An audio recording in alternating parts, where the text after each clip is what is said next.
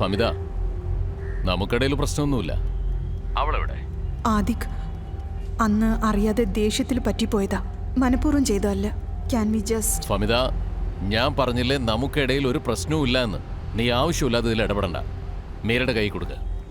അവൾക്ക് വേണ്ടി ഞാൻ സോറി ചോദിക്കാം. ഫമിത, എവിടെയാണ് അഹങ്കാരി? അവളാണ് എന്നോട് മാപ്പ് പറയേണ്ടത്. ഇതിലൊരു മാറ്റവുമില്ല. ആദിക്, പ്ലീസ് പ്ലീസ് ആദി, അങ്ങനെയൊന്നും പറയരുത്. നീ വലിയ ശീലാവധി ചമഞ്ഞ് ഉപദേശിക്കാൻ നിൽക്കല്ലേ. മീരയുടെ കയ്യിൽ ഫോൺ കൊടുക്ക്. എനിക്ക് ആ വൃത്തികെട്ടവളോടെ സംസാരിക്കരുത്. അവളോട് ലൈനിൽ വരാൻ പറ. ഞാൻ പറയുന്നു, നമ്മൾ തമ്മിൽ ഒരു പ്രശ്നമില്ല, മനസ്സിലായോ? പക്ഷെ എനിക്ക് നിന്നോട് ദേഷ്യമുണ്ടടാ. നീ എന്തൊക്കെയായി പറയുന്നേ? മനുഷ്യനാണോടാ നീ? നാണം കെട്ട് വർത്താനം പറയുന്നല്ലേ? നീ എന്താ കരുതിയത്? നിന്നോടുള്ള പേടി കൊണ്ട് വിളിച്ചാണെന്ന് കരുതിയല്ലേ?